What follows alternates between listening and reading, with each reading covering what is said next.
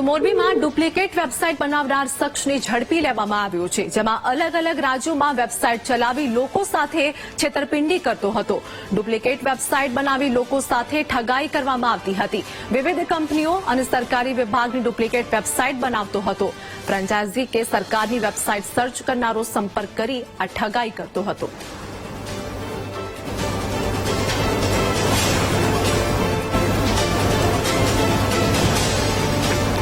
તો મોરબીમાં વધુ એક આરોપીની ધરપકડ કરવામાં આવી છે. યાદી છે એને ટાટા જુડિયો કરીને જે રિટેલ આઉટલેટની કંપની છે એની ફ્રેન્ચાઇઝી લેવા માટે ગૂગલ ઉપર અથવા જે એડવર્ટીઝમેન્ટ અલગ અલગ સોશિયલ મીડિયા પ્લેટફોર્મ ઉપર આવે છે એના ઉપરથી સર્ચ કરી અને જે વેબસાઇટ મળી એના ઉપર તમામ પોતાની વિગતો ભરી અને એ પછી સામેથી કોન્ટેક્ટ કરીને અલગ અલગ 28 લાખ જેટલા રૂપિયા એને એડમિનિસ્ટ્રેટિવ ચાર્જેસ ડિપોઝિટના નામે ડિપોઝિટ કર્યા અને પછી એને ખ્યાલ આવ્યો કે એ બધી જે વેબસાઇટ હતી એ પણ ફેક હતી અને આ પ્રકારની કોઈ ફ્રેન્ચાઇઝી એને મળવામાં આવેલી નથી.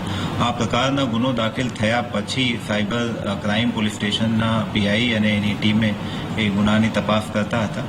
તે દરમિયાન જે વેબસાઇટો હતી એના ઉપરથી ટેકનિકલ ડેટાના એનાલિસિસ કરવામાં આવેલા અને એ ઉપરથી એક આરોપી હાલ એ કામના એને જે મૂળ ઝારખંડના છે અને હાલ એને છત્તીસગઢમાંથી પકડીને લાયા છે.